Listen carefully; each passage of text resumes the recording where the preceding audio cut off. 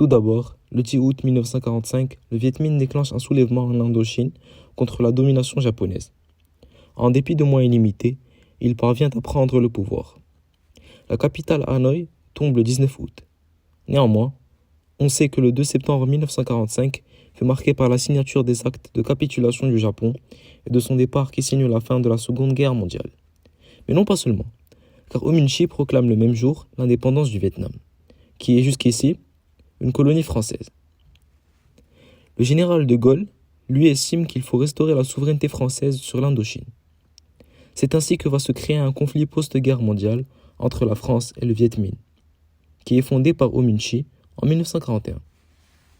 C'est pourquoi on se demande comment va progresser la guerre d'Indochine et quels résultats peut-on retenir. L'émergence d'une certaine guerre froide en parallèle fait que les deux parties sont respectivement aidées. Le Viet Minh est signe de communisme et est donc aidé par l'URSS. D'autre part, les Américains apportent leur aide à la puissance coloniale française. Cela car les États-Unis cherchent à limiter l'extension de la zone d'influence soviétique.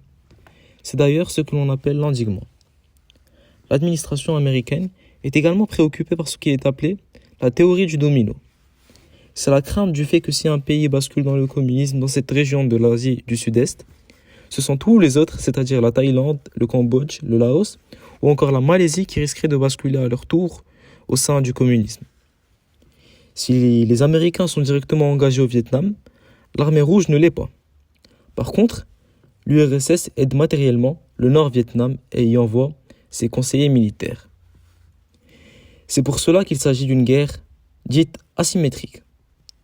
Le Viet Minh bénéficiera un peu plus tard d'un coup de main de la part de la Chine communiste.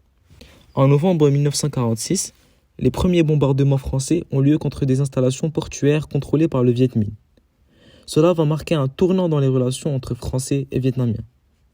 Le 19 décembre 1946, en réponse à l'agression française, le Viet Minh décide de lancer une grande offensive ayant pour but de libérer la ville d'Hanoï. La persévérance de l'armée vietnamienne dans la guérilla qu'elle mène empêche la France de vaincre de façon décisive. Nonobstant, en 1950, la guerre d'Indochine est d'abord dominée par la France, qui est non seulement au-dessus au niveau militaire, mais qui bénéficie également d'une supériorité numérique. Par la suite, en 1953, les aides étrangères chinoises et soviétiques permettent au Viet Minh un renforcement militaire qui leur permet de prendre le dessus et d'arriver à conquérir plusieurs territoires coloniaux. En 1954, la victoire du Viet Minh à Dien Bien Phu marque enfin la fin du conflit. Cela est confirmé par les accords de Genève en juillet, durant laquelle est aussi déclarée une séparation provisoire entre un territoire à idéologie française et un Nord-Vietnam à idéologie communiste.